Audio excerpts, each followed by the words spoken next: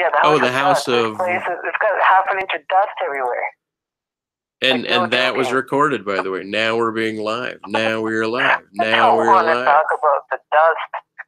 Now, she talked about how I can't use her name with the word scary because it's like, what'd you say, like spiders or varmints in the sand? What did you say? So you're wanting to go association of adjectives. Like if you're going to put the word scary along with my name, I just suggested that, no matter what you say after that, it's still associated with that I'm scary. And you were saying, don't do that. I'm not scary. Yeah, please don't do that. There's no need for that. Okay, what's scary about me then?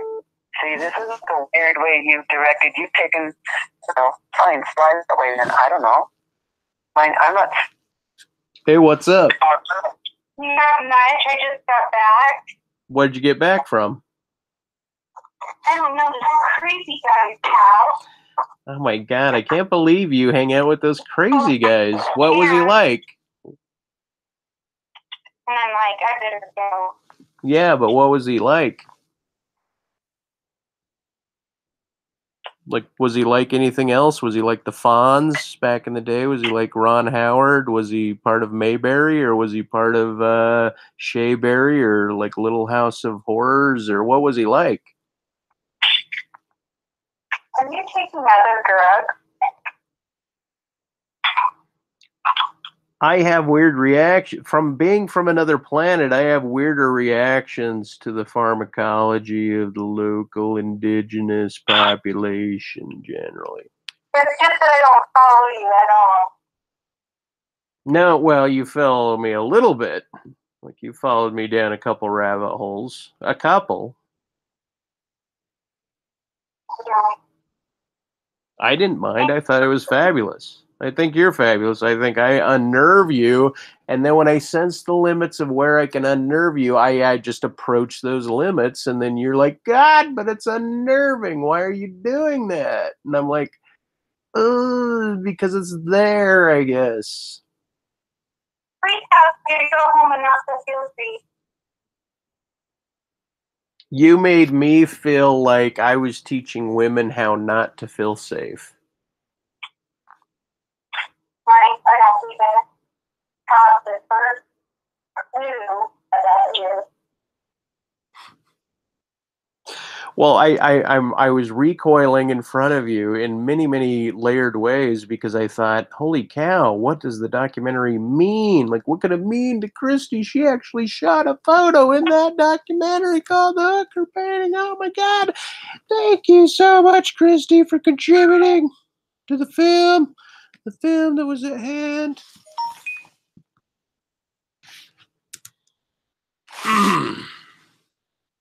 Anyway. So, that being said, before we start the show, the preface of the show, right? If one thing I can do is not say that I learned an amazing amount. My heart and soul is shaped in ineffable ways due to the family that I have, the parents that I have, the conditions that I have, the locations that I've lived in, the experiences that I've felt, the relationships, the connections. And then you take responsibility, and then you're like, don't shake up your relationships. Don't shake up all of your relationships. Not all relationships are built on the foundation of being shucked, right? Not every relationship needs to be like brought to the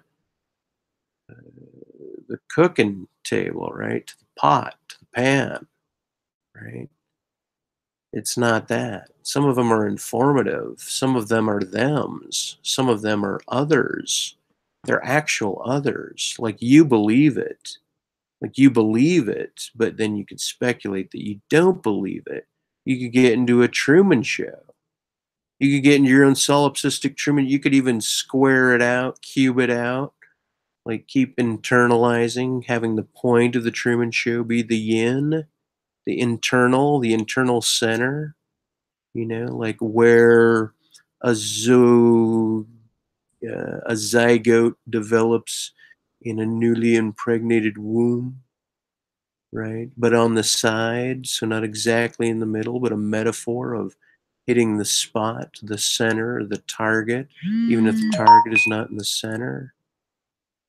Sometimes it's not posteriore, but just what do you call it? The front of, posterior, the posterior of the body and the anterior of the body. And certain injections and massages on the interior, posterior, the inner anterior of a domain, if you will, like being tested. Who knows what to say about flux and movement and biological organisms. Us biological organisms. Okay, let's see. Let's see what's behind the data sheet today before we start anything. I think I need to. What do I need to do? I need to make coffee. Today is a weird day because it's imbuing the echo of not knowing and an echo of old fears in Angela is Scary Domain. I think it's a good segue into my own scary domain. The angels that are archangels that must dive into their own personal house become peculiar. See who might be darling. Oh, who might be darling? Let's see. Ooh. Mirror, mirror on the wall. Who is dialing? Who is dialing? Okay. Anyway, very funny. And Bina Berry's in the side chat with me. So are you gonna run for a while? Or? Am I gonna run for president? Kidding. Keep it up. Oh, Fun. well. Like, aren't you gonna paint? Like, make coffee and paint. Well, that's what I was working on. But then my ex, Christy, she was over here just a few minutes ago, and I was trying to get her to tell me about the painting, and she had a very difficult time telling me about the painting. And I'm like, I want to paint, and I'm having a difficult time. So I'm like, I'm gonna get some coffee, and then I'm gonna paint, and then, I mean, it was a weird evidencing, a blink, if you will. Okay. Well, things are going fine here. It's going to snow like 25 centimeters, so everyone's getting ready to hunker down. Oh. So good time to paint. Yeah, I was there in that Jordan B. Peterson thing, and I kept saying altitude instead of latitude. And I was like, God, just say latitude. And I was like, I can't remember the word latitude. I'm just going to say altitude.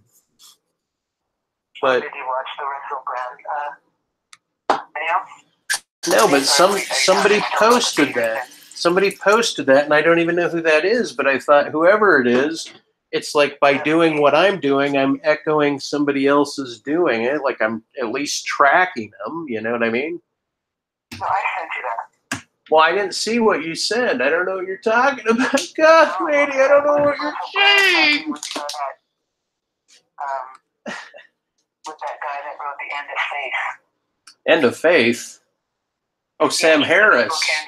Sam Harris. Oh, that dude. Yeah, I was wondering what you thought of that debate, but that's another good one for you to. Well, I listened to that. I didn't bring up Jordan B. Peterson in that debate, and I should pull up the Benatar and listen to that, and then actually pull up the Sam Harris and make critiques over that as well, because I think I can really speak on stylistics at that point and like epistemological domains and. Well, the word stylistic is a good word because that's why I mentioned Russell Brand interview. There's something about Russell Brand is a little bit, off skew, and sometimes I just like the rhythm of the way he talks. So it's easy listening. Huh. It's easy listening, and it's kind of it's a really laid back conversation. So I thought that. Yeah. Just interrupting you to say, Well, you're not really interrupting me. I'm actually pouring filtered water into a coffee pot, and you put them in. then you pollute the water with coffee. You pollute it with coffee, and then you absorb the pollutants into your body, and you say, Okay, coffee is a natural insecticide, and you're purposely drinking it. But and it's bitter. It's bitter flavored. Because that's why it keeps bugs away from your plants. That's why it's like, I don't know why we drink it. I drink it to keep bugs off of me. It's natural mosquito repellent, right? Isn't that why the Muslims live it? It's kind of like, I don't know. It's not. I don't know. Going up to coffee is different. I think Muslims gave the West. I think Arabs gave us coffee. I think they were the first agriculturalists of coffee. You know, I don't know. I just recently found this amazing espresso that's like powdery. You just have to ask for one. It just smells. It tastes like this amazing. It's just amazing. I just found it, and I was like, this is why people drink coffee. It's really good. But I would think it's made by Italians. I think I need to call Christy and three-way this call. I know that you're all into this three-way thing, and it's cool, but you've got an open hangout. Why don't you put a link? Well, hey, that's not even a bad idea. That's a great idea. Why don't I hang up on you? I'm not a wizard. It's not like that's a magic idea. Yeah, you're right. But you reminded me of something that I forgot because I was so busy making coffee. Right? Hey, let me open up this frame here. See what's actually going on, maybe. And then bring my duckfish face forward. Benny's laughing. Harris, truth, question mark. Somebody else is typing something. Three-way coffee drinker. That's being a polluting your temple. Yesterday. Show us Shazera wine, laugh out loud. Three-way coffee drinkers. Okay, let's see if I can actually bring Christy into there. Hold the line. No, be quiet for a second. Maybe I screwed that up. Huh? What? Huh? I don't know. We're not English, so I don't have that accent. I don't even want to try to imitate it.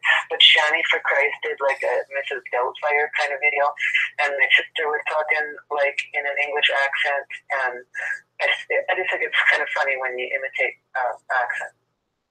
You know what I mean? Like that kind of funny. Let's see if we can do this. Let's see if we can join these calls, right?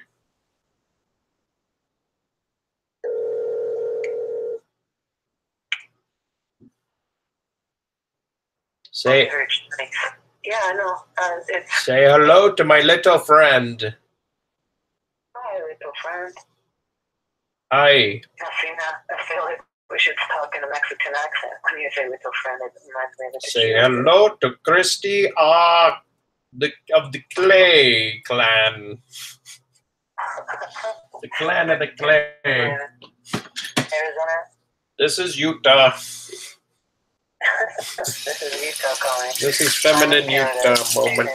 There's a bunch of feminine Utahs, but you'll get titled. She gets titled of that name, feminine Utah. Hi, Christy. She's not gonna say anything. She's not gonna. I don't think most people would be used to our friendship. This is the first time we've been live. I just thought, you're gonna work on the painting. It's not a big deal. It's just not a big deal. It's not a big deal. Oh, you're right. It's not a big deal. It's just not. Because it's not. And I'll tell you when I'm gonna work at it. What I'm doing is I'm putting honey and butter on raisin bread. I really don't want to. Okay, it's great that you need to make these sandwiches every time that you're communicating with me. No, I had this before you called. Like, this was laid out before you called, right? You're like saying that I'm doing this like because you're calling. No, this is coincidence. That's not what I'm saying. It's coincidental, but you deny. No. You deny coincidence. I said you have a history of very creative sandwiches every time I talk to you. I'm not blaming it on anyone. I'm saying you have creative sandwich creations. Yes, that is a fact. That happens to be a fact. So, I don't know. I haven't had Raisin Bran in a long It's a time. fact of the coincidence. It's not a fact of intention. Right. I didn't disagree with you. But you don't believe in coincidence. Why not? Because everything happens for a reason. Yeah, but didn't we just talk about it? Didn't we just evidence it? Didn't you just reference it as an out there idea that's there in the world that you can reference, and then you say you don't believe it? Why would you say you don't believe it? When don't you believe it? That doesn't make sense. Yeah, but You know, then an example. Give an example. That you're rambling. Give an example. That's too misdirected. It's That's like too when we're big. talking sometimes, and we're talking about time, and something happens, and you think the association between one symbolic thing and another symbolic thing, that it shows up, and you said, but it's almost like you're trying to extract meaning and say, well, there's no meaning in it. I don't believe in coincidence. Like, I saw it, it was weird, but there's not a coincidence. And then you say, I don't believe in time. And I thought, well, I definitely don't believe in time, but this coincidence thing, I don't believe in coincidence. Okay, because I've explained before. I think the word coincidence is misused. Like, I look at it in a mathematical form of a definition: two coinciding triangles. It's just a coincidence. It's just a triangle. We've gone over this before. well, go over it again. So I like triangles. Come on, don't bullshit me. Go over it again. Oh man, a triangle. You know, it's a triangle. Yep. There's nothing weird about a triangle. You see them all the time. What about a triangle? You're talking to me with your mouth full or something. What is significant about triangles that makes you bring up the topic of triangles? Because you're trying to communicate with me saying that everything's a coincidence or everything happens for a reason. And what do you think? You're the one that believes in everything happens for a reason. So we're not even arguing about anything. You're trying to fight with me. You pick a different card. Like, Well, let's that's just the flip the card card. that's on the table. Why am I picking a different card? Well, we have a better discussion than coincidence. Wait, are you reading my cards from across the table or side by side for me? Side by side, probably. Oh, why not Like, a three-quarter view? Why not a three-quarter? Well, okay, well, fine. Then fine. I'll sit up. Okay, then fine. I'll be the bartender. You sit at the bar. You know, what do you have? How about the other way around? How about I'm the bartender and you're sitting at the bar? Oh, okay. You want to be the sober one. Okay. How about I'm the mobile bartender that came to sit at your bar? Oh, right. Okay. Yeah. And then you wanted to steal all the condiments. Oh, ha ha ha. Very funny, man. Like, you don't understand the game then completely. I know. Explain the game to our live audience. Well, I like the jams that are at the hotel. Big deal. Okay, after I put this better on, I'm actually probably going to save the link to the video in the comments. Maybe I don't know what you want to do. I don't know what I want to do. You can hang up the phone anytime, and I can communicate via the wires because I'm right here. Well, and like Bean and Barry, the last comment was because I said someone's name. I just was checking in the other day, and I thought it was really funny when you know, humor I find is funny, and I think I sent it to you, that toast and butter popular thing on YouTube. I like watching that. Toast and butter makes me laugh a lot. And it was an episode about when someone doesn't return your text. It's very funny. Angela, tell us about your scary house. Why would you be unnerved if someone referred to your house as scary? I don't know. Do you know what it is scary? Is the Angela's scary house, because a scary YouTuber showed up at the house and is calling it a scary house. Oh my God. That's terrifying. What makes it scary. So why don't you tell people what you thought of my house when scary YouTuber comes to scary house because you think it's scary? It seemed very tree-like. It seemed like in one branch you had the untiled living room. In another branch you had the wall-covered, painted, you had ornamentation and photos and strings and dots and other things pinned to a wall.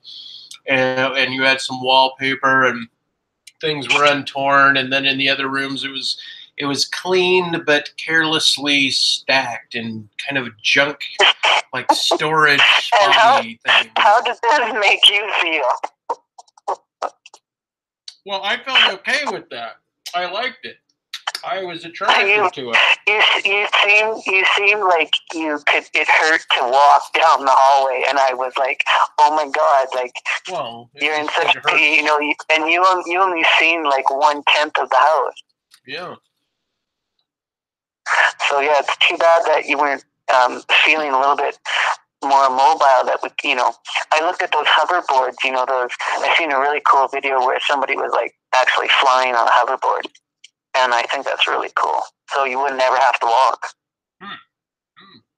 It's really super cool. I forgot if I didn't send you the video. It's amazing. I met this guy the other night, a couple nights ago, and we talked. His name's Joe, right? And he designed basically from this 3D program, from the sole of a shoe on a 3D program, he designed roughly the shoe that I was trying to make that I need for my right foot, right? So it doesn't blow my hip out anymore. Right. Anyway, and so basically, I gave him the sketches. I gave him the sketches, and I told him, like, I drew new sketches in front of him of what it was I was talking about. And after a couple hours, he had this shoe built, and oh, right, you were telling me. Good. So I'm really happy about that. Yeah, but you never finished telling me the story. Yeah, I know. It makes more sense now that you say it like that. I haven't downloaded the program to download the shoe to hire the printer. I watched some movie where I don't know what I watched. A monthly budget. How I'm allocating my financial, my fiscal powers, if you will.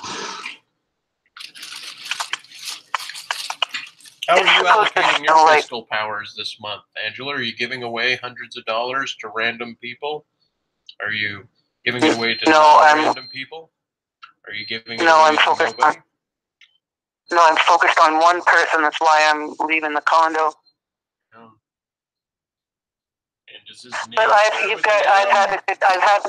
had 2 years at the condo, just over 2 years. I think I'm well enough to come back to the house. Because your house was haunted, right? And my house was haunted, and so you got to. Oh, I don't know what's in this house. It's extremely hard. Memories are hard. It's not ghost, Michael. Memories are hard. The mermaid wall. You're not going to paint over the mermaid wall, are you? Just to sell your house? I'm not going to sell the house. Oh, you're just going to leave?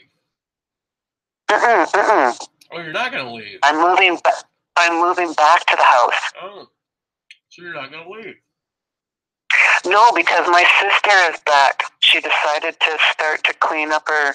She decided, she whatever. She's gonna pick up where it's like you got to pick up every stitch. Like if you don't, believe me, something isn't gonna work out in the end. You can't.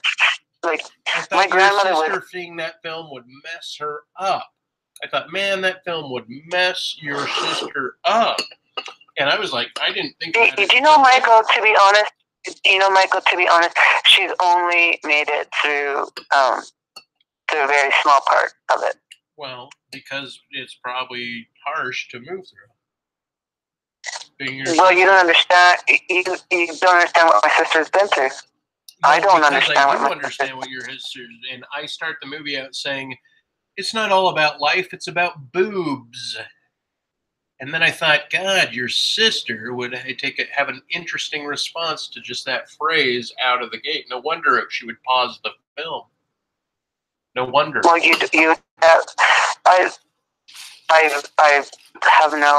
have no words for that. Well, that's how I speculate on it, right? I don't know if that is actually the case, but I speculated down that line. And the significance of it, I don't know what to give it, but I can't. I could ask her today if I can interview her. I can do that. My coffee's I'll just ask if I can record her voice. I'll just say I've got a few questions. I'll have to record her voice. maybe she's been agreeing to a lot of shit she wouldn't normally do lately. So Yeah, like for example. For example, like she shoveled my entire driveway and like cleaned up shit.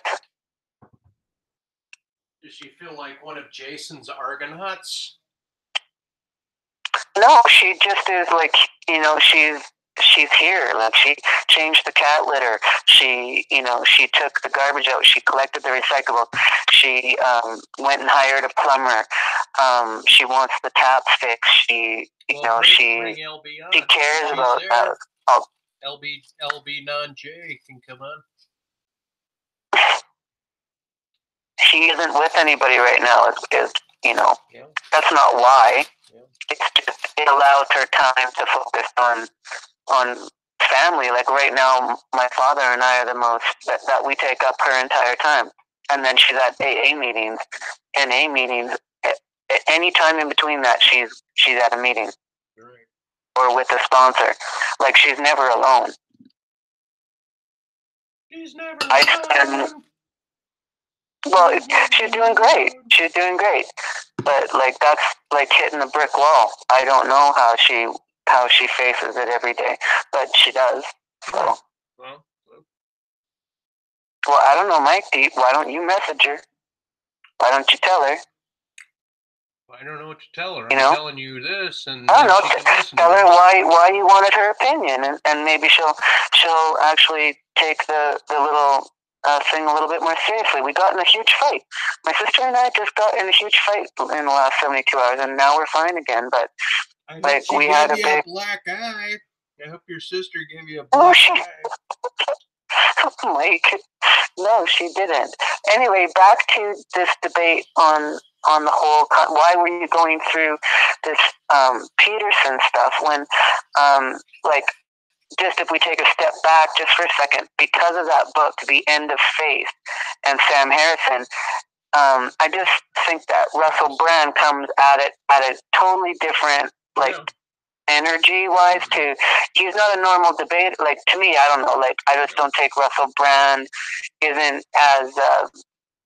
It's not like. Okay. Not like debating. I'll pull it up. Thanks for letting me wrangle with you. But hang on. I'll pull up Mr. Harrison. And yeah. Just if we're going to talk about The End of Faith, it's kind of like, isn't it? We're going to go. You're not listening. Okay, it's like, please Google, hang on. It's like The End of Faith. It's kind of like, also like Faith to Grace, like in a sense that there is an end to faith where it either, you're still cutting me off. It's either the elevation. Okay, fuck you. It's the development to a place of grace, which isn't the same as faith. And it's definitely not hope. Okay, like hope is not a plan. Faith is a plan. But like grace is like, we're more at it's a conviction where you're more, you're settled. And that's kind of where I'm trying to get. I just, from grace goes to, I don't know, blank, goes into that stupid symbol. It goes speechless. I don't have to do anything past grace. That's where I want to go. There's a method to the madness. I kind of just don't always want to be, frustrated. So I want to come home and make a sanctuary out of the chaos I've come out of. And that you somehow propagate into the present and the future and the past and in our. I don't know. No, it's like it's like a controlled flame. It's like it's not just a wildfire anymore. It's not a phoenix. It's a controlled flame. Oh, is it now? I'm trying to be. Do you want me not to be? When did that start? When did the controlled flame start? August 26th. Of what year? I really don't have a choice anymore. Like, I either learn to communicate properly with like somebody or someone, or like I've done just whatever. You gotta stay grounded. Right. Is what I'm trying to do. Or what is that you're trying to do? I'm trying to stay grounded. Like, I would assume just like anyone is, like trying to stay grounded in the confidence that I'm safe, even though the world is chaotic. I can be the center of the cyclone. I can see, 10 directions at once. It's all going to be okay. Like, because it's probably not, but I'm aware of that. So I'm awake. So I don't know. Hold on, bear down. Life isn't easy. Like, this is the whole, you read all my texts on the side of the chat that, pain and suffering, life is, first noble truth. And that's what I was, kind of acknowledging in the Peterson thing, is that it's like regurgitated. Did land on that, and I agreed. I said in a lot of ways I agree, embedded suffering into life. Yeah, and yeah. then I said in another way, though, I don't, I'm not agreeing wholeheartedly with that thesis. But I did say that I agreed with it. The lion's share of my agreement with him. But it was like regurgitated Eastern philosophy, and it was dragged out like in slow motion or something. Right. It's 5.5 hours of slow motion, dragged out Eastern or whatever Right. exceptional margins are to his philosophy. Right. So I need the short notes. I don't spell with vowels. Sometimes I won't even put spaces in my words. I think don't have time to stress a space bar. Certain things. I don't know. I'm throttling my thoughts differently today. Okay, well, what does that mean? Does that mean you're painting? Because I can't see anything on camera. So I don't even know if you have, like I didn't. I'm eating broccoli. And I'm a piece of bread with some broccoli. Like you said you were going to paint. I've already shoveled the driveway, so.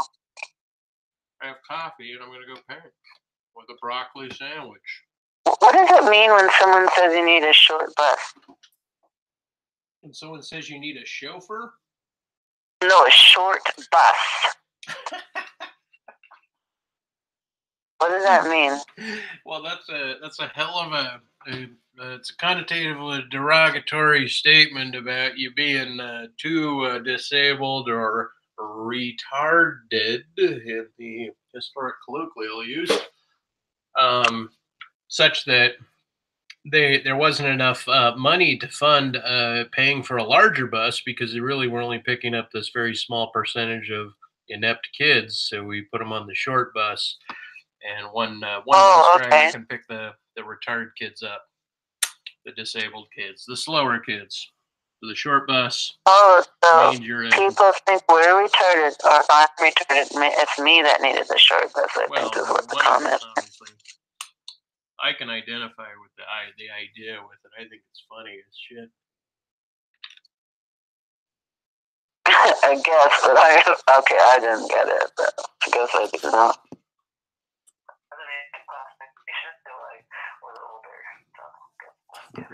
Well, I should have gotten it more than I did.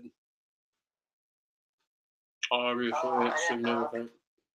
All of a sudden, somebody wants to mention Christian Hillbilly, but Christian Hillbilly used to work for the short bus, so I get that now. But it's not actually funny. That's kind of like reasons that I don't.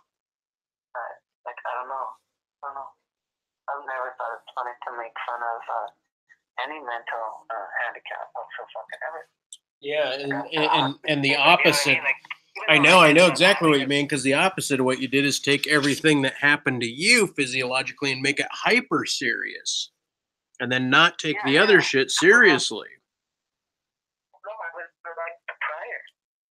Well, okay, it was the prior, and then I'm speculating about the latter. No, you could ask anybody. I can ask you. I'm asking you. I'm mentioning it to you. It's just ironic. It's not a coincidence, maybe, because I don't believe in that, right? So I guess my head injury must have happened for a reason, and it must have been so that I can protect and defend.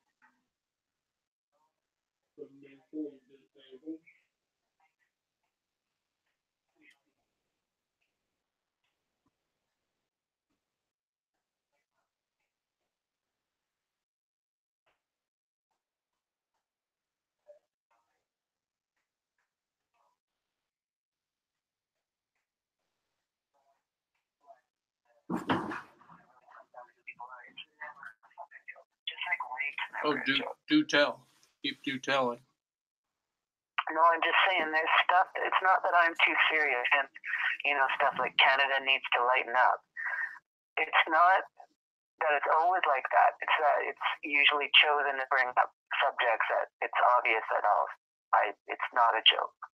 So I think that's what's entertaining, is that there's some conviction when it's not just that you believe in something.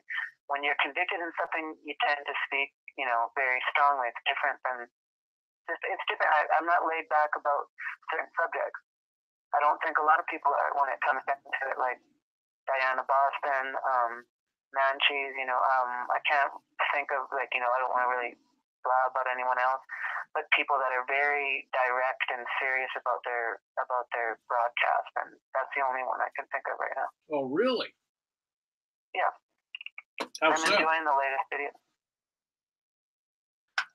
Why are they serious? Why are they super serious about their broadcast? Because she's been doing a lot for opiate abuse in West Vancouver in Canada here. And so you don't want to take that lightly or comedically, is what you're saying. Oh yeah, no fucking way. Why no, not? No way. Why would you not take it comedically? Don't people on drugs have a sense of humor? Don't they have a sense of humor? No, she's actually. You're saying people on drugs don't have a sense of humor? Diana Boston has saved people's lives. I'm not saying she hasn't, but she's sober. I'm talking about drug users. You're almost denying that they have a sense of humor, and that the topic should not address it in a non-serious way. That's what you're claiming. How is opiate abuse humorous? Well, if they have a sense of humor about it, then obviously the users that have a sense of humor might find something humorous about it, and I think that yields a direct acknowledgement of their state and condition. And no, I get it. I understand what you're saying. I mean, if they could make it funny. I didn't make it funny. I didn't make my answer funny. I don't know. I didn't make it funny. I apologize. Sure. No, I don't take it personally. To me, why would I take it personally? Maybe in the first year of, being on YouTube, it would have been like, oh my God, someone thinks I'm a retard, bringing up Diana Boston again, the retard. I'm not a fucking retard. Right, I might act like a retard on the internet. It's funny now, so that, sure, it is a joke, but it's more of an angry joke, if anything. So what'd you think of the documentary? Was it an angry joke? I gotta drop this link. Michael, I don't think your life is an angry joke, no. I still didn't know where to edit this thing. No, I don't think the documentary isn't an angry joke. I think it's that it's not me that did it, so therefore as an artist I even feel like an asshole feeding anything back, but you're asking me, and it's your stuff. So it's like somebody went through your panty drawer, and they decided to put it on display. And I'm just saying, well, if I was had all that information, I might have displayed it just a little bit different. Okay, this is how I'm going to display the link to get in this room differently. The most recent video I made ends with oink, moo, and paint. And I just saved the link to get into this hangout there. Or anyone who wants to join. And hopefully no takeovers otherwise. Yippie's my enemy. Life. Yeah, I think that's what I was messaging you last night, was that being in Barrie, I think, was asking for the link as well. I was trying to get you to answer the phone. Yeah, this guy Ron Johnson, he was trying to get in, and I was like, I think I'm even friends with him on Facebook, but I don't know. I know a small amount about him. He's an art guy. He's into,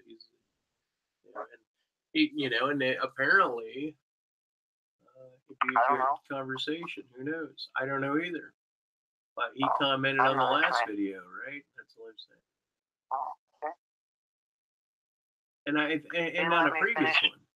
Anyway, go ahead. It's that I was telling you that that Mormon lady Marina came by to check on me. Oh yeah, what's up with the Mormon thing? No, I'm just saying it was really nice because she brought me some magazines. I was maybe going to do a video just saying, it's not like this person's this person's just asking if they can help me clean up, and whatever. It's just magazines that are from the church. And and then when she left, did Prince's Nikki song came on, where she's got a magazine in a hotel lobby? No, not at all. Actually, it's the Friend magazine that they gave me, and then the Insing or whatever, Sign or whatever. And it's like one's the adult and then one's the children. But the children's one is really good. And the reason she wanted me to have it is because they were trying to tell me about the Heavenly Father's plan. And they just wanted me to see it in kids' form because they thought I could understand it better. So I thought, okay, I'll do a video, but. What do you think of Heavenly Father's plan? No, she came in the house. She came in the house for the first time, and within the first 5 feet of the house, there's like 25 Catholic Bibles. And she asked about them, and I said, go through them. They're really old. And she just was like, I don't plan on getting baptized as Mormon. She can come around me as often as she wants. But that's the first time she's been in the house. What, are you just going to dedicate yourself to Catholicism because it's like a traditional thing or something? Or are you going to... No. I don't want Mormons to do that either. I'm just not going to... What do you want me to do with the Bible? Like, what do you want me to do with all my grandmother's stuff, all my mom's stuff? Yeah, what'd you say? What'd she say? What'd she tell you? Everybody knew I'd hold brother. You said everybody in the Heidel holding under? What'd you say? No, I just put them in a bookshelf, Mike. Okay, so she didn't give you advice on that. You didn't actually ask her. That was a hypothetical. I understand. Okay. Well, why would I need to discuss with the Mormon why I have 25 Catholic Bibles? No, it sounded like you were asking her what to do with them. Like, what am I supposed to do with all of this? And maybe you were asking in your head. No, not at all. Not at all. You're like, I put them in storage. It's just that I don't know why she wants to come in the house. Why do you want to come in my house, lady? Why? Well, why did you want to come in the house? Back to the title of your frickin' story of my scary house. Why did you want in this house? Well, part of me suspected, hypothetically, that you were not as mean in person as you were online. And then I had my shit handed to me. Oh, you are ridiculous. That can't be the reason why you would have come all the way from Utah. Was because you thought I, wasn't that mean. Well, that was part of the reason. I'm meaner in person. Yeah, you're much meaner in person than you are online. I'll say that, and then you'll go, please don't say that, Mike, that's so mean. That's mean. No, I can't do anything. You've said it to many people. You've said your whole trip to Canada was awful. So, I can take credit for that. That's okay. I can deal with that. I did say the whole thing was awful. It was an adventure. It was a high adventure, and I had adventure after I left your place because I snuck into the back of some nursery. There was some nursery that had a trailer, and it was on blocks. It was like an old trailer that would sit in the back of a pickup. And I snuck inside of it because it was so damn cold out, and I was sleeping in there. And I turned on their lamp, and it was like, and other stuff started showing up. Everything just seemed magical somehow. And then I'm walking on the road with a wood stick, right? Like, because my vehicle got stuck in mud because I was planning on taking pilot lessons. This place up there, and I was like, oh my God, there's pilot lessons. And I thought, I can learn to fly in Canada. And on the way back to Utah from Washington, I saw biplanes.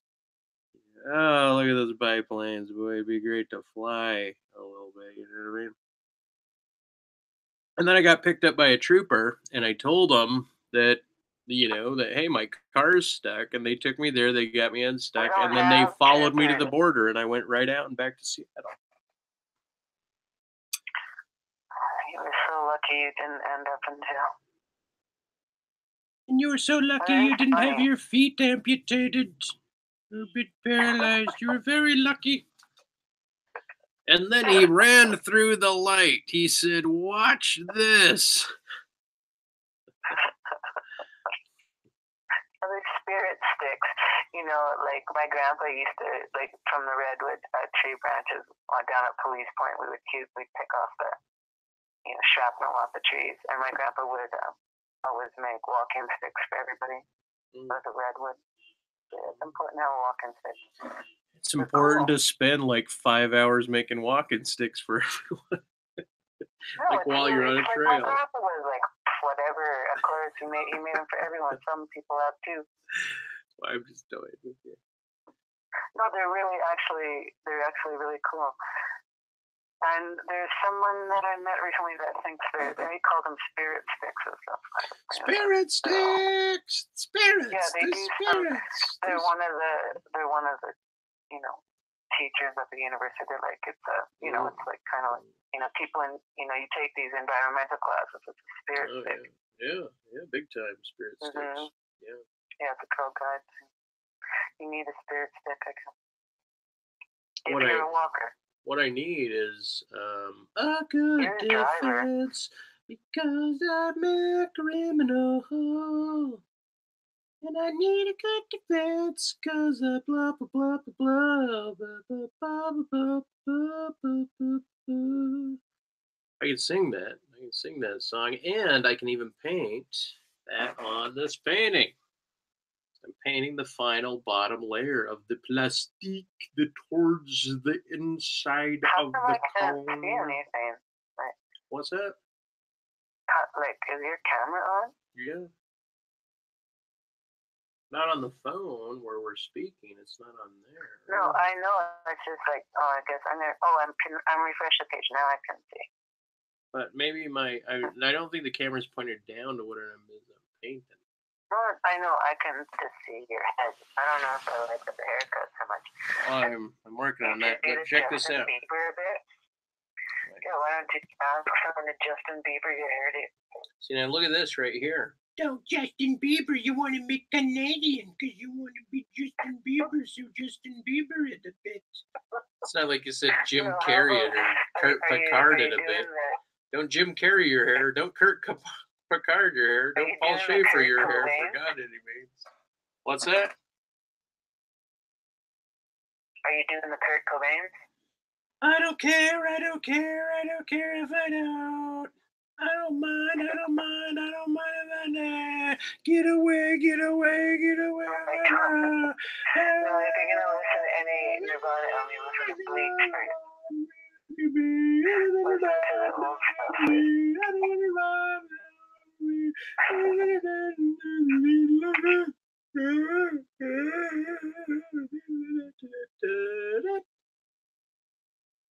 All right, so everybody knows I like this all the time. My life is a roll on a dime. I know God does play. Are you drinking alcohol? God plays with dice with the universe. Are you drinking alcohol? He does that some of the times when he wants to go over the borderline, over the state lines. That's a different person. Okay, so how was your day? What the hell? Like, what the fuck is that? It's like some invisible mystery you invented. My God, I don't believe that person. Well, I was trying on new suits, right? And I was like, man, this other suit, that's fabulous. That color is so new. It's like Newman. And I thought of Kathy Newman, and I thought of Jordan B. Peterson and Kathy Newman, and how we were going to make a stink about that Jordan P. Peterson video with Sam Harris, right? So let's go to Sam Harris and Jordan B. Peter Dickens. I think you need to bring in Russell Brand. Well, I think you need to bait Russell Brand, and you got to go brand Russell Brand's pig butt, his little skinny pig butt, and brand it, and then bring him back into the fold so he can attest to me. I'll have long 5-hour dialogues. I will not eat And you gotta go Russell Brand's pig butt. Welcome to the Waking Up Podcast. This Hang is on. Sam Harris. I gotta turn Bring it this back up. in Today now. I am speaking with a guest who many of you may not have heard of. I don't He actually know is how to a add the clinical damn thing psychologist to the at the thing. University of Toronto by the name of Jordan Peterson, Oh, so that's why I Who has added it to become the other one. The quite other famous video that I online said that I added. recently for standing in opposition to changes to the Human Rights Code in Ontario, Canada. Oh, I gotta speed this shit that up, man. have He speaks really like a direct relevance to him as slowpoke, a man. professor. Sam Harris, what And a he's been on retard, many different podcasts, Joe Rogan, slowpoke, Dave trying to Rubin, be all Ann stuffy Sabathan, and some raise many his people you can eyebrow, also going, listen to. ooh, I've look interviewed at him. my And he's actually, eyebrow. as I say at the beginning of this I interview, got the the most blue requested thunder guest I have had. pose. Look at me So I can still. tell you how many people email me Blue tweet at Thunder me, from demanding what's his that I join actor's on the podcast. name It's from really Harry anticipation Met of us not Sally, talking about that free fella speech, that we but all about love. his Oh beliefs on religion yes, and its Sam importance to the Harris connection is between his religious truth and doppelganger, scientific his truth, tertiary the origins of doctor mythology, ganger all in this the stuff has come out philosophical in other interviews, intellectual which many atheists and secularists landscape. have found It's very, both very perplexing and pathetic. inspiring. What's Like his many name? I atheists forget say, his name. Jordan is I forget his the name. But first here he rule is. of religion. Let's see I all find his hard to believe. preface. It's Look at him interesting, it seems prefaces. morally And important, who talked about intellectually honest. prefaces? So Dare many, to many dare people to wanted to talk get the two of about us together so that we could prefaces. presumably butt heads on these topics. So I did invite Jordan on the podcast, and you were about to hear that conversation. And I am, as I say at the end, going to rely on all of you to figure out what happened. Because from my point of view, we got bogged down A on these very philosophy narrow of points of grammars more that than just spoke philosophical about the interests. graph We mean got in bogged down terms on of paragraphs, what books, it and means to say that prefaces, something and is true or indexes, not. and margins, And and to my eye, we didn't take marginalizing, that and analysis very far because we indexing, and immediately hit rather significant impediment and difference of opinion about what is entailed there. And I just couldn't a lot of people get doing Jordan some to other agree work too. on some facts that seem so basic to me that I was uncomfortable moving forward on other topics until we ironed that out. And it took more than 2 hours to get to a point where I thought, well, this is a good stopping point. We will see whether, based on the public perception for this, whether it is useful to move on to talk about morality and myth and religion and all the rest. Oh, I the wanted to be public my best self perception at for the rest this of that point, conversation. not And I was diachronic running out of public energy and perception, patience not there. broken So I decided to pull right. So you now have chronologies, 2 hours of me and Jordan butting heads on not a a variety of different topics related use to of what is scientific epistemology, for lack dialogic. of a better word. Please judge for yourselves how we did and what was going on there. It's not Please judge absolutely clear for to me yourself. what we disagree about. Don't but share you'll hear it. me attempt Just to judge push for really as yourself. hard as I could to get some answers there. Or And judge for I yourself really and don't share feel to very confident. So others. the fault would Fine, absolutely I be mine, will. and I Fine, will rely here on we you go. to inform me of that. So I don't know where this is best done, perhaps on Reddit, but somebody bring my attention to what I is don't said know here. where If this is anything best useful done, gets said but in response to Reddit. this podcast. These are all Let's experiments read in it. conversation. Now I bring you So another one. read it. Please enjoy my conversation with Jordan Peterson. I'm here with Jordan Peterson. Jordan, thanks for coming on the podcast. My pleasure. Thanks for the invitation. Well, listen, you have the distinction of being, I think, without question, the person who my listeners most requested that I talk to. So congratulations. People really want to hear what you have to say. Yeah, well, I think they want to hear what we both have to say. So, and hopefully we can manage that. They want to hear what in a way we that works out both really have well to say. as far as They I'm concerned. want to hear I'm very hopeful it. we'll have an interesting conversation here. I think you seem to suddenly be everywhere on the internet, and you've done many other podcasts. And I think we should talk briefly about the reasons why you've suddenly become so visible. But I don't think we should spend a lot of time on them because I think that's the territory where you and I will almost fully converge. And I think that's not what people are most interested in having us talk about. But to just get people up to speed with what's been happening with you and why you've been so visible all of a sudden, let's talk briefly about the free speech issues, the gender pronoun issues, what's happening in Canada around this bill C-16 and the gender provision in the Ontario Human Rights Code. Just bring us up to speed there. And I think we should spend probably no more than 10 minutes or so there, and then we'll move on to areas where you and I may not fully agree. 10 minutes would be plenty. Yeah. Canada moved at the federal level to institute some legislation that, on the surface of it, seems more or less in keeping with the extension of human rights protection to different groups that's been occurring, say, over the last 30 to 50 years. This time they extended protection to gender identity and gender expression. The first problem with that, although by no means the worst problem, is that gender expression is not a group. And as far as I can tell from reading the Ontario Human Rights Commission website policies, which the federal government announced that the provisions of Bill C-16 would be interpreted within, you can now provisionally. Let's see what she's got to say this time. Criticizing someone's choice of fashion, and I'm not being cynical about that. That's the Ontario Human Rights. What? Put the link up. We want to come in. I did put the link up, and I told everyone exactly where it was, and even you, and you don't remember. I went back to the last video. It's not there. Yes, it is. Yes, No, it's not. I just did it, Mike. Yes, it is. It's gotta be because I couldn't save it. Okay, fine. Let me see what happened. Jeez, tear me away from this and that. God. God, lady, God. This is bullshit. Jesus Christ. Okay, I put it in the one called The Ignorant Herd of Jordan B. Peterson Feeders. Would you please just put it up for 10 seconds in... I don't know how to get to it. I don't know how to get to it.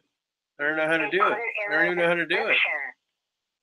Oh, man. Man, I tell you, man, I'm from the 1970s, like trying to follow you guys from 2017. Drive me crazy. It's like absolutely insane. You guys live in such a cool world. Ooh. Okay, there, it's in the chat. Back to elementary school. Oh, there you go. Bravo. I'll do it. Hold on. The Benatarian. Finally, let's see what they have to say about this and that. Let's see about any incomers that want to say something about this and that, or that, and this and that, and this and this and that. Go on. Go on. Are you inherently evil, or are you only incomers that want to say something about this and that, or that, and this and that? All right. We're going to come in here and talk about it at some point. Go on. Are you inherently evil, or are you only incomers that want to say something about this and that, or that, and this and that? All right. We're going to come in here and talk about it at some point. Go on. You know that Are you are built on the foundation of being shocked, right? Not every relationship needs to be like brought to the cooking table, right? Pot. It's not that. Some of them are informative. Some of them are thems. Some of them are others. They're actual others. Like you believe it. Like you believe it, but then you could speculate that you don't believe it. You could get into a Truman Show. Hello? Hey, guys. What do you think, Ron?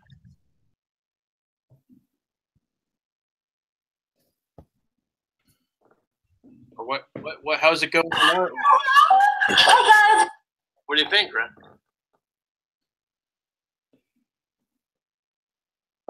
No defense. What? How's it going? Hey, guys. What do you think, Ron?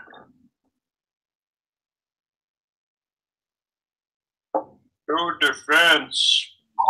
What? How's it going? Hey, guys. What do you think, Ron? No defense. What? How's it going? Canada moved at the federal level to institute some legislation that, on the surface of it, seems more or less in keeping with the extension of human rights protection to different groups that's been occurring, say, over the last 30 to 50 years. This time they extended protection to gender identity and gender expression. The first problem with that, although by no means the worst problem, is that gender expression is not a group. And as far as I can tell from reading the Ontario Human Rights Commission website policies, which the federal government announced that the provisions of Bill C-16 would be interpreted within, you can now provisionally. Let's see what he's got to say this time. Criticizing someone's choice of fashion. And I'm not being cynical about that. That's the Ontario Human Rights. Huh? What? Huh? Put the link up. Want to come in? I did put the link up, and I told everyone exactly where it was, and even you, and you No, don't I remember. went back to the last video. It's not there. Yes, it is. Yes, No, it's not. I just did it, Mike. Yes, it is. It's gotta be. No, I Because I just couldn't did. save it. Okay, fine. Let me see what happened. Jeez, stay me away from this and that. God, God, this is bullshit. It's great. Okay, I put it in the one called The Ignorant Herd of Jordan B. Peterson Feeders. Would you please just put it up for 10 seconds in? I don't know how to get to it. I don't know how to get to it. I don't know how to do it. I don't even know how to do it. Oh, man. I tell you, man, I'm from the 1970s, like trying to follow you guys from 2017. Can you Trying give to me? make like absolutely insane. You guys live in such a cool world. Oh, Okay, there it's in the chat. back to elementary school. Oh, there you go. Bravo. I'll do it. Hold on. Jordan B. The Peterson- Jordan B. Peterson knows arithmetic, but he doesn't know division with the shit. This and that. Let's see about any incomers that want to say something. What I need to do because you're non-participatory. Not I'm like going to do Go this on. for the sake of it. Go on. Are you inherently? Holy cow! Thanks for joining, Ron. Thanks for being an Echo people, part of the Echo people. There's a local man named Harris. It's not just Sam Harris that we could talk about his discussion with Jordan B. Peterson here in a bit. But Ed Harris, Ruben and Ed, started Spicoli, guy who played Spicoli. Like, whoa, dude, all I need are some cool buds and some tasty waves, and I'll be just fine.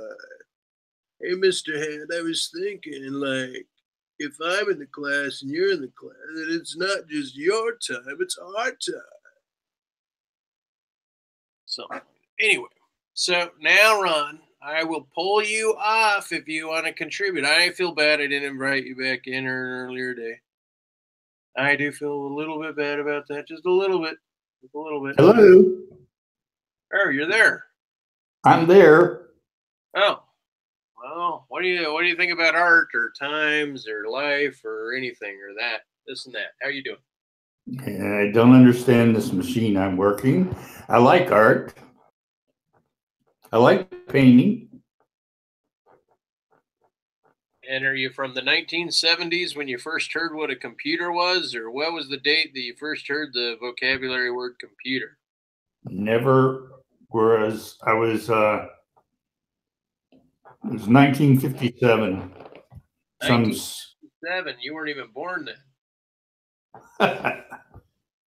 it had to do with some B-grade space movie. Oh, like Flash Gordon or something. Not a movie. Well, like The Day the Earth Stood Still, maybe. I don't know.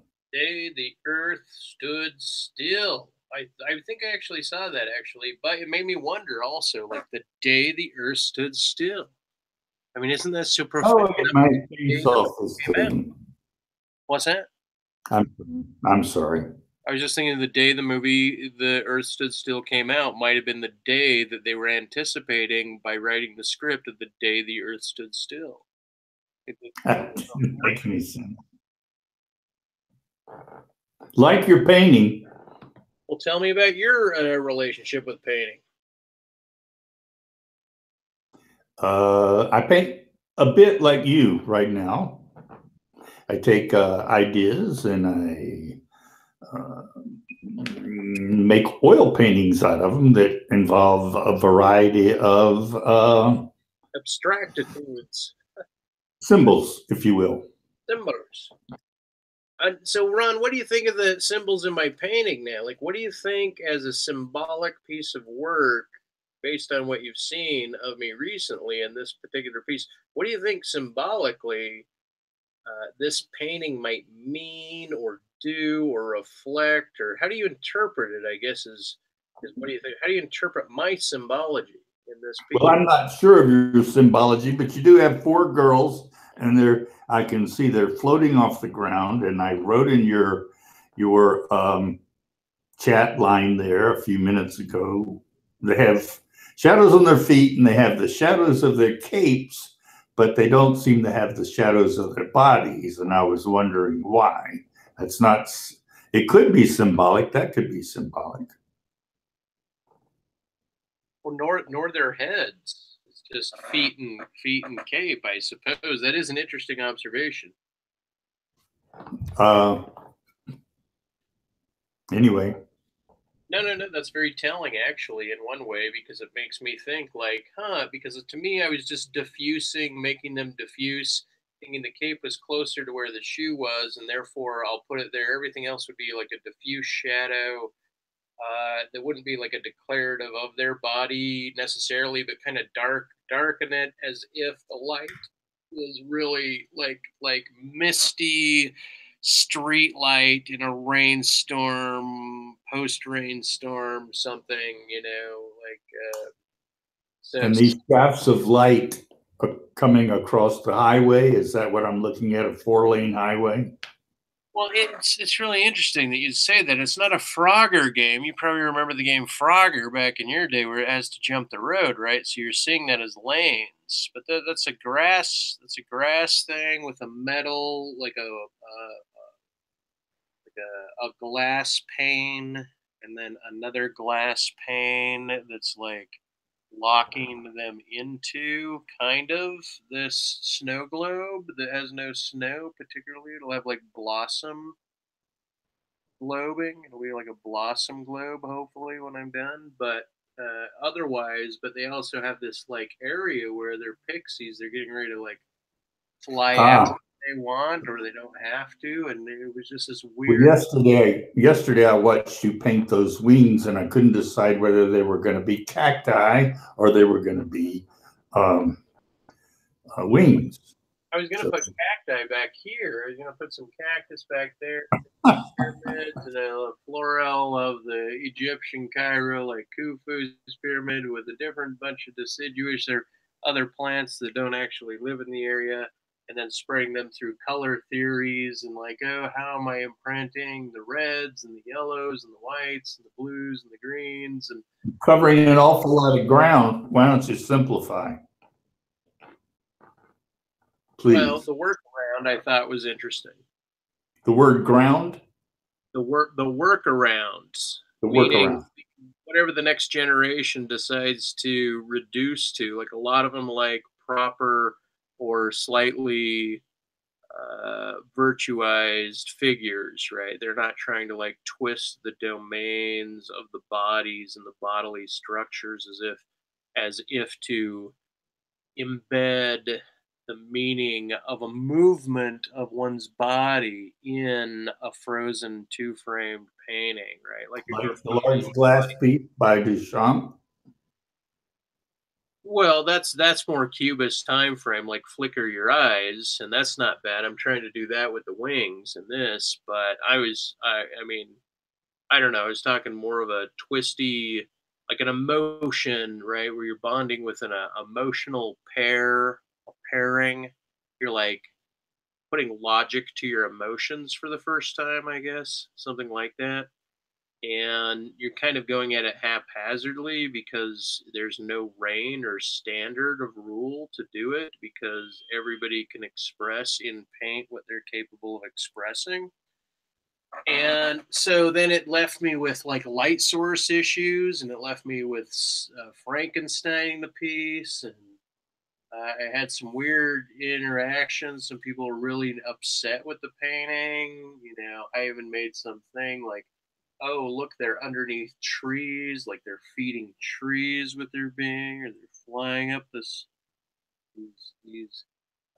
color waves, or they're trying to ricochet away from color waves and things, and yet, you know, I don't know, it's very peculiar. That's what made me wonder, what does the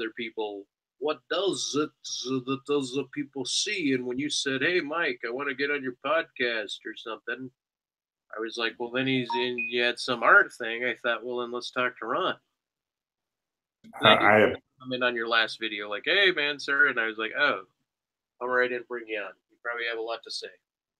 I appreciate you allowing me on. I don't know if I can add anything, but I run into the same problems, if I understand you correctly. Lighting and color and I found some of your paintings on the wall quite interesting, and I watched you do this for the last month, it seems. It's like taking forever. I've been fighting it for a long time.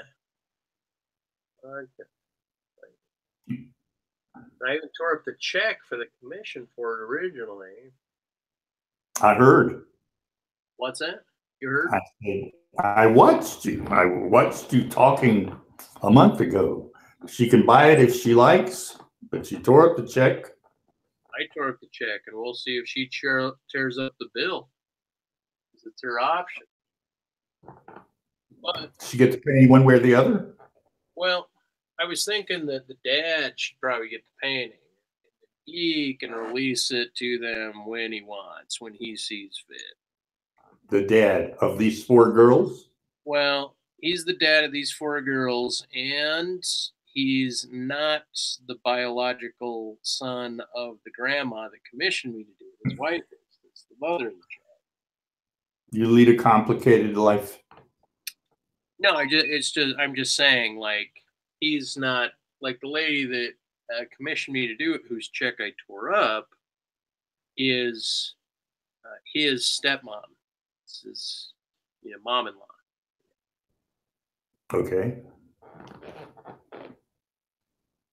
And, like, he doesn't actually know that I'm doing the piece, and neither does the mom.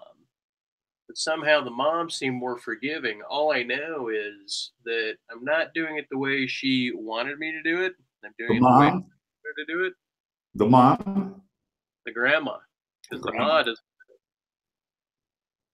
Well, I would, it would be hard to find a client that could appreciate your portraits of their 4 children and accept the painting that you're doing, because middle class America doesn't like surrealism, if you will.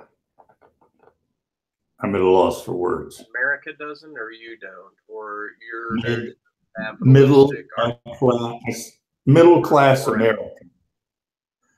You know, don't like it for moral reasons, capital reasons, visual, visual reasons, yeah, aesthetic reasons. Yeah, because, you know, that big flower up there and that pyramid and that those now his children are fairies, if you will. What are they, fairies? Yeah, you can say that. Pixies, fairies, Pixies? pixies, Tinkerbells? Tinkerbells, flying humans that fly. They're angelic in that they have wings, and but it's a depiction of them with clear wings and not like bird wings. Maybe they're Well, that was a tough sell, I was saying, for typical, the average American consumer. right. Well, I'm glad I don't sell to the average. I'm struggling for words. Well, I do sell to the average, but the average has to like what I'm selling. You sell, if you paint it, they get to decide whether they want to buy it or not. Pretty much, yeah. I'm not like putting a gun to there. You're gonna fucking buy it now! Rah! I missed most of that. Yeah, I didn't. I never did that. But I have asked people to give me all their money before without like brandishing a gun or anything. Like, hey, just give me all your money. Let's go around back. I'll kick you in the balls and we'll call it a day. What the fuck are you talking about? Yeah, there's a movie that's something like that. Like, hey, Oh, I know. Instead of gambling, come out back. I'll kick you in the balls, take all your money, and we'll call it a day. I think it's like what's his nuts? The guy that married the brother of the guy that married Roseanne Barr in Vacation or something. Vacation #2, Chevy Chase, maybe 4. Shit, Vegas Vacation. I think it was Vegas Vacation. not a movie watcher, so yeah, you gotta get out more often, Ron. Okay, so do what?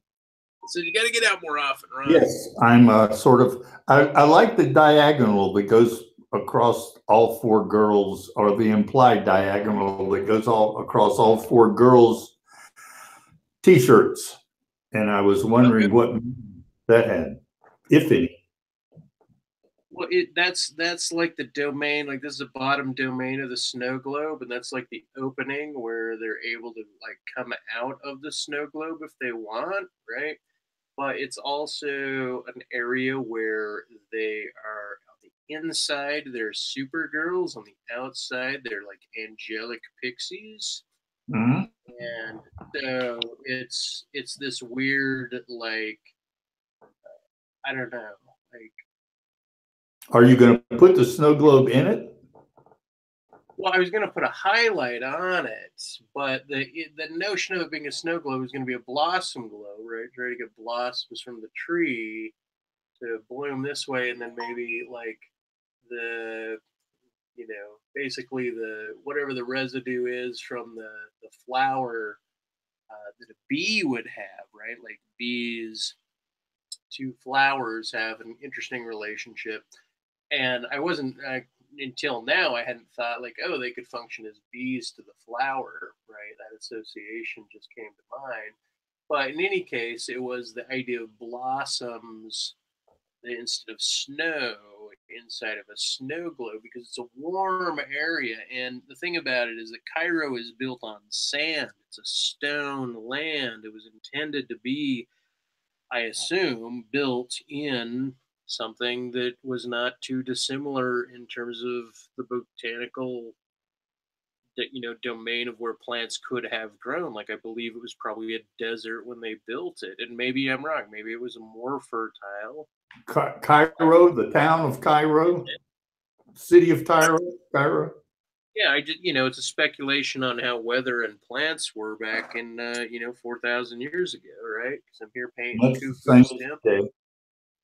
And this would actually be the north side, and the Sphinx would be this way, and the Nile would be this way. And then I was like, but there would just be sand, and there's no, there's really no grass here. And the other pyramids would be seen here in the background at this angle. But it's not really that, right? It was just more like the implementation of a triangle.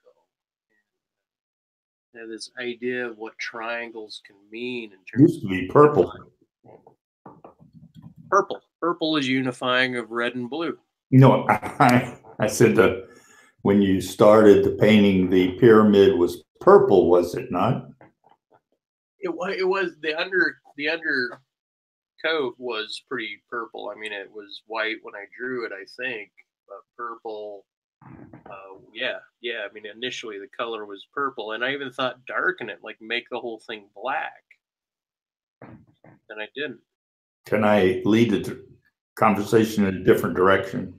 Please, Sky, you're killing me. You're killing me. You're just letting me flail here. I'm listening. So do you take notes after you get an idea, and then you try to put those notes into the painting, or is it what is that called? Train of thought. Impromptu. If you have an idea, you try to incorporate it. Well, it's like a layered train of thought. It'd be more like measuring the train at every time it crosses a wooden tile, like click, click, click, or a card in a boy's, baseball card in a spokes. Clicking, and you're counting the clicks when you're driving around the block, thinking your mind can actually calculate while you're on a 10 speed or whatever how many clicks baseball cards have in the back. And then it becomes a musical tone. So in the sense that you can paint like you're dancing or you're producing music, then sometimes it's impromptu because there's a lot of jazz that happens, and then sometimes it's thought out. But lately I don't pre-plot my paintings. I'm not pre-plotting my paintings. I'm writing, and the writing is of different topics and different themes and different ideas about other things, and that doesn't not inform the painting sometimes in great ways. It does or does not inform the painting? It does. Well, I was using a double negative. It does. It's not dissimilar, right, to the idea of influencing the painting. Meaning, right. It does not influence the paintings, implying that it does influence the paintings, but you throw in the double negative because when you're working with jazz, then you're working with impromptu behavior. And so if you apply the impromptu behavior back to the words, the immediacy of meaning or potential meaning, you also have, I believe, an exercise in what, it'd be like a deconstruction squared, or the advent of 3D designers using metaphor in symbology in their mythological characters that they put on screen, or their non-mythological future hopes on screen as ideologies, or whatever anyone's producing. And this Muslim guy is like, he says to me in the park, he's like, hey, he's like, the problem is that everything that an artist creates appears somewhere in the universe. Like it's like you're like you're making it. By making it, you're making it. And I thought, oh, that's incredible. And then I had a discussion with a Muslim guy. I was like, hey, why are you following someone else's experience, their ecstatic experience, instead of your own spiritual ecstatic experiences? Why are you following someone else's text instead of experiencing what you're experiencing and then applying the text to your experience? Are you saying the text is the Quran? Is that the text you're speaking of? in that conversation, it was the Quran. I've also laid that to Mormon people. Like, how dare you do that to yourself? You're following Joseph Smith's and the right. You're following the. You're not following your own experience. You're following an embedded. Everything you have is exegesis. It's not eisegesis, and then you apply eisegesis, and then you pray and go, oh yeah, and then you just cater, and it has nothing, zero to do with an experience of anything supernatural. I'm not saying there's not people that don't have that. I've met people that do have supernatural experiences or things that fall outside of what is claimed as the pragmatic universe, right? Pragmatic, secular, metaphysical, naturalistic universe. I'm not saying I've seen any of this. This is still metaphor, but it was also an idea, and it came off. And the idea was, well, it was a protectionistic singularity. It was a connection amongst the four of them. It was an ordering. It was a positive attribute. It was a bonding with that which was natural and spatial, and that which was possible but simple. Simple, it doesn't look like simple to me. Well,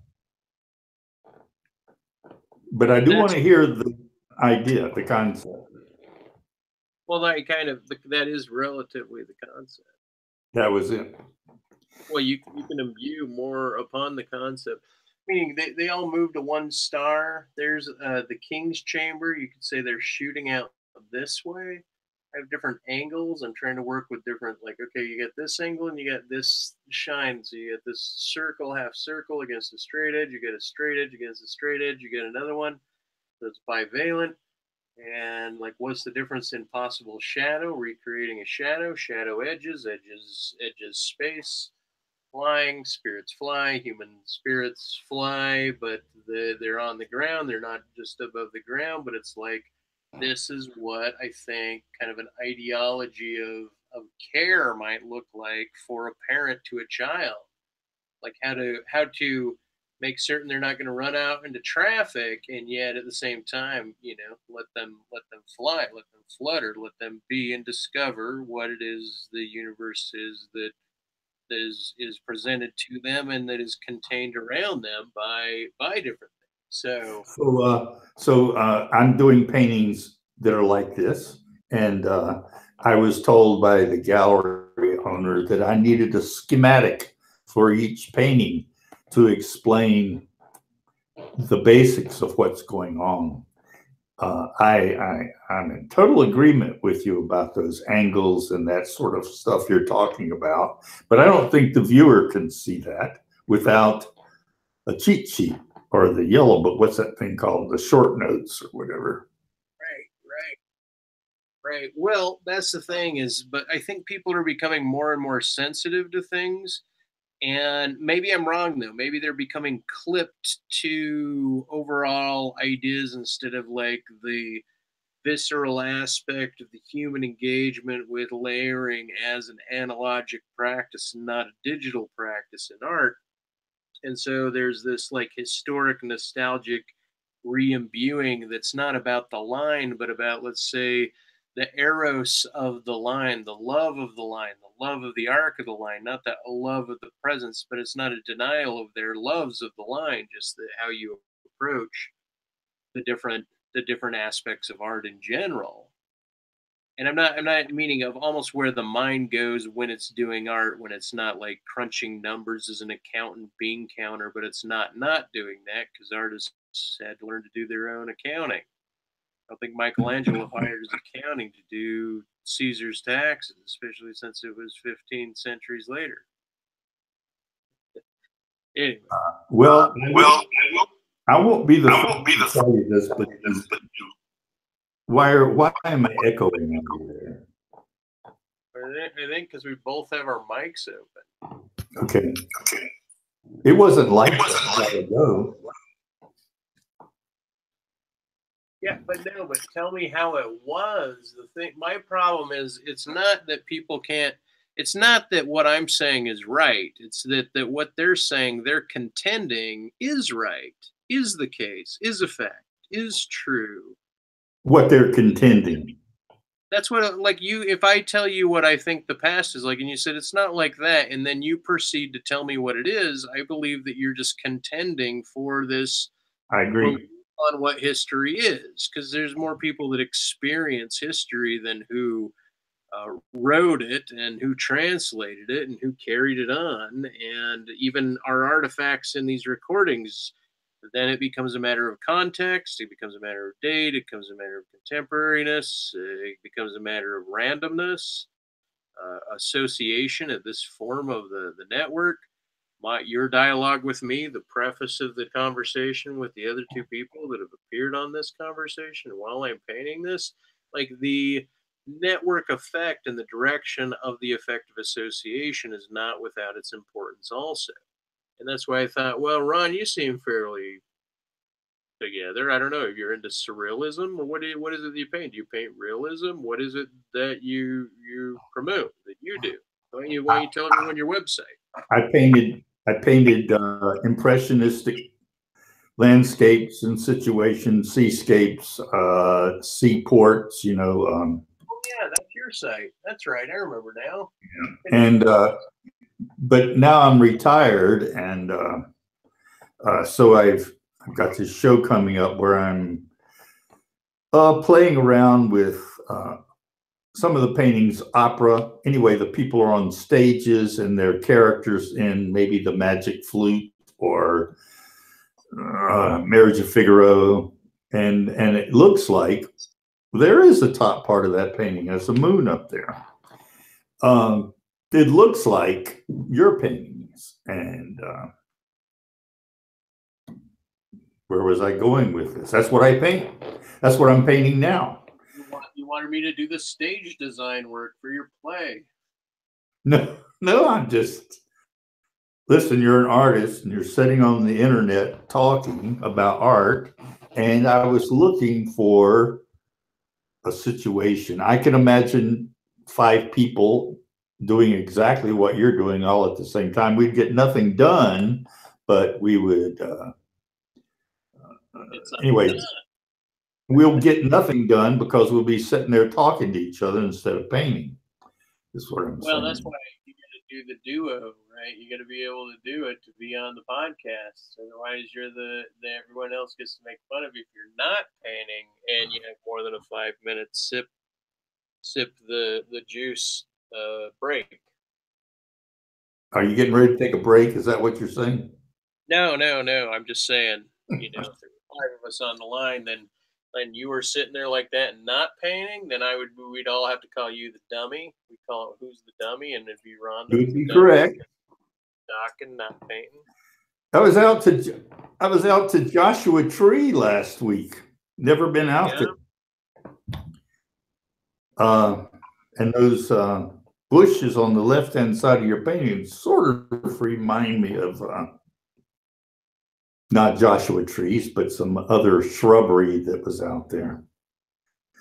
Is that a light on your canvas, or is that a star above that's shining light onto the pyramid or something to that effect? I think it'd be pollen. I'm gonna put pollen here. Like this whole thing could be Okay. shadow. It's like a multiple light source. Like there's got to be a light in front, but I'm not really gonna show it. Like I'm Frankensteining it, because part of the reason I tore up the check with her is because she was asking me to change the shirts that they had and put certain statements on each shirt that said, like, I'm the first, the middle, the last. Yeah. And for whatever reason, I was like, if I'm going to Frankenstein it at all, then that means everything or nothing. And I'm like, because she wanted a certain sort of, like, to me, she was basically referencing this piece, saying, I want the piece. Is that your painting? Well, you could argue it. I'm not arguing. I just asked you if that's your painting. I know, and I said you could argue it, because it's arguable. But did you put your brush on that canvas? Oh, that looks like a print. That is a print. Okay. Print. The point, though, is that I tore up the check. I canceled it. I wasn't going to do it. And then later on, I thought, because the lady, that like commissioned this, she's an associated friend of people that I know. And because of that, I thought it was bad business on my part to start something and then end it. And so I thought I just need to do it. And problem with doing it though, right, is that it's done my way and not the way she wanted it, and so she can either take it or not take it. And I thought, well, other people have thrown out my art or gotten rid of it, or there was just no point in keeping it anymore, so they store it, or some people still have this stuff on their walls. And it's pretty cool. Well, it is. It's nice to sell your work or give it. No, it's not nice to give it away. It's nice to sell your work. Well, and I had this premiere of this movie Maestro come out last Friday, and I shouldn't call it a premiere, but a contributors viewing for the people that contributed to the film. And it was really good to have everybody show up as a group because it was very artsy, and it talked about me doing art. And this is a movie? Yeah, it's a movie.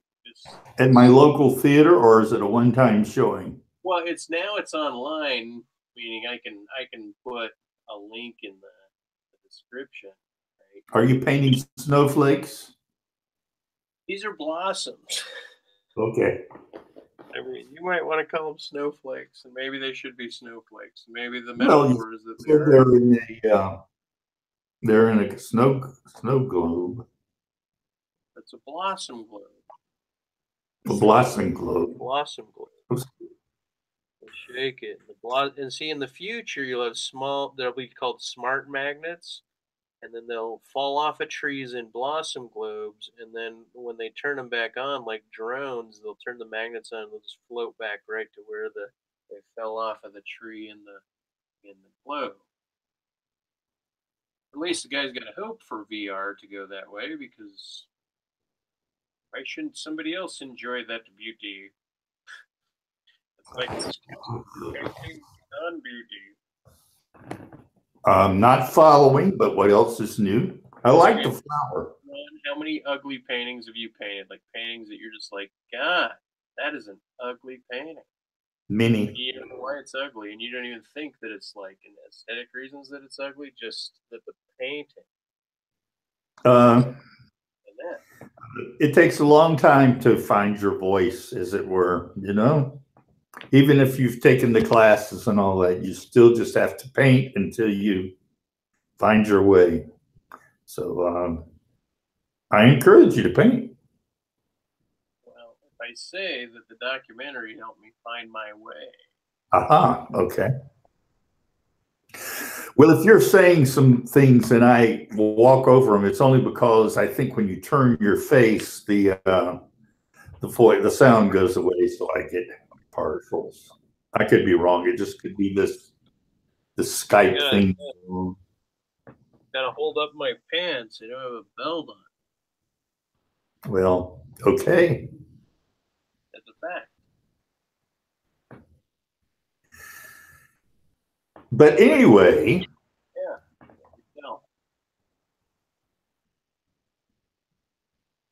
I'm. If you said something, I missed it.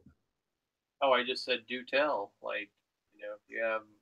So I have moons. I have crescent moons in my paintings, and they involve religions, and I have pyramids in some of my paintings. And on the surface, much like you talk about, my paintings have layers of meanings. Now, whether the viewer sees those layers of meanings is questionable, but it's always good to use these symbols and try to convey a message, or not. But if you're going to use objects, maybe you are trying to convey a message. And try again. What happens if your body conveys a message, but your mind isn't certain that it's conveying a message? I have no idea what that means. right? Meaning you use your hand. Are you saying everything that you produce, every stroke that you make, every color tint that you lay on the canvas was pre-thought out, premeditated, pre-decided upon, or did you? Well, there is something called the zone, or something like that. You know, when you're Michael Jordan and you're just out there shooting the ball and it goes into the hoop every single time. It's repetition. You know, it's he didn't do it the first time he played basketball, but after 40 years, he got pretty good at it. So, yeah, because he's a hippie. So painting is like that. You could say if you're a painter, a plein air painter or something, many of the strokes are thought of and then placed, but it comes to a point where you get into the zone and you do it automatically. Okay, so what do you think of the color structure of the trees? The color structure? Yeah. Well, I don't know. Try again? Yeah, the colors. Like, what do you think of the colors of the trees? Trees being also a symbol, and a representation of that. Who would be like a plein air painter that would more approach it as a representational an occurrence in God's green earth, right? And not a symbol per se, but just that which is to be represented. But in my case, the trees are not they're representative of notions of trees, histories of trees, without me seeing trees to reference them, and I've chosen these colors. What do you think of the color selection?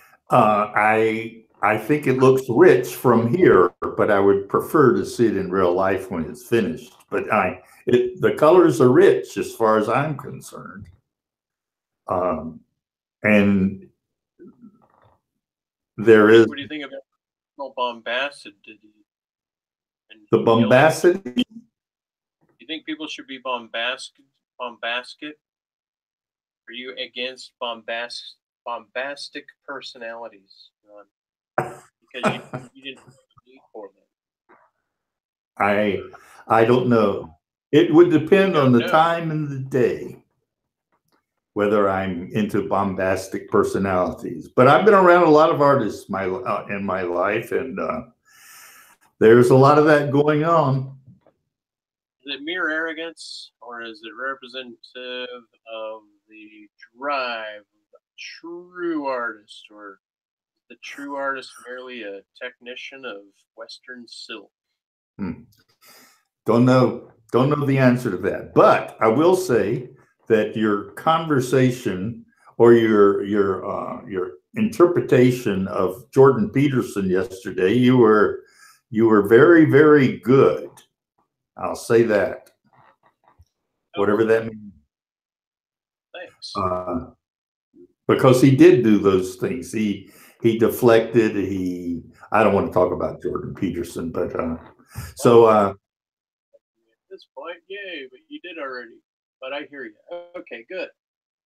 Glad you thought you found my description to be descriptive, not just like, wow, this flailing painter idiot doesn't know what he's talking about.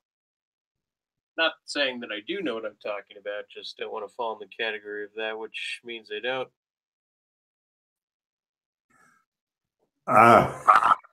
Something happened. Now I'm looking at someone else. Are you still there?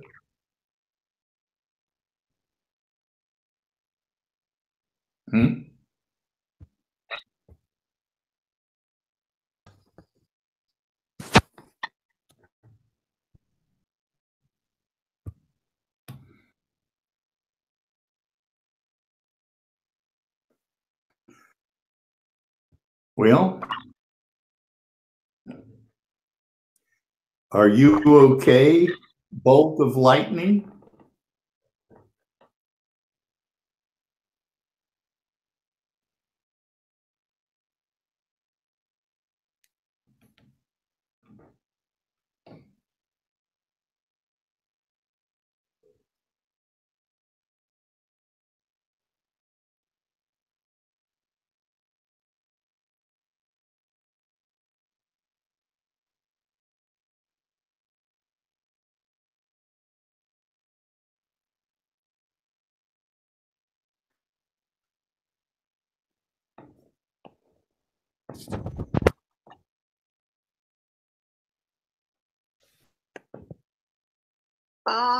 Because it's there, I guess.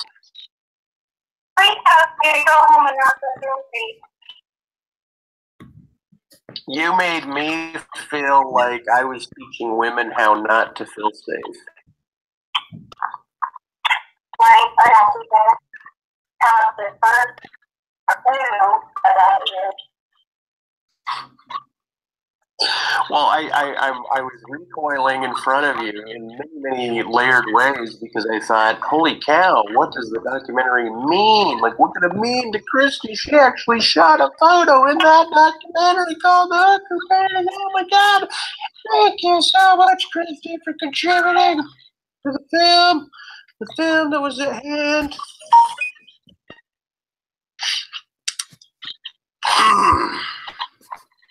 Anyway, so that being said, before we start the show, the preface of the show, right? If one thing I can do is not say that I learned an amazing amount. My heart and soul is shaped in ineffable ways due to the family that I have, the parents that I have, the conditions that I have, the locations that I've lived in, the experiences that I've felt, the actions. And then you have responsibility, and then you're like, don't shake up your relationships. Don't shake up all of your relationships. Not all relationships are built on the foundation of being shocked. Right? Not every relationship needs to be like brought to the cooking table, right? To the pot, to the pan. Right? It's not that. Some of them are informative. Some of them are thems. Some of them are others. They're actual others. Like you believe it. If you believe it, but then you could speculate that you don't believe it, you could get into a Truman show.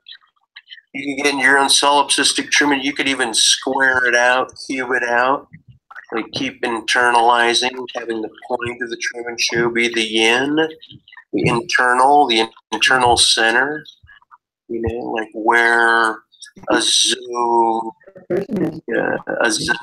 develops in a newly impregnated womb, right? But on the side, not exactly in the middle, but a metaphor of hitting the spot, the center, the target, even if the target is not in the center. Sometimes it's, not reality, but what do you call it? The front of, posterior of the body and the anterior of the body. Got you when you get back on. Massages on the interior, posterior, inner anterior of the domain, if you will.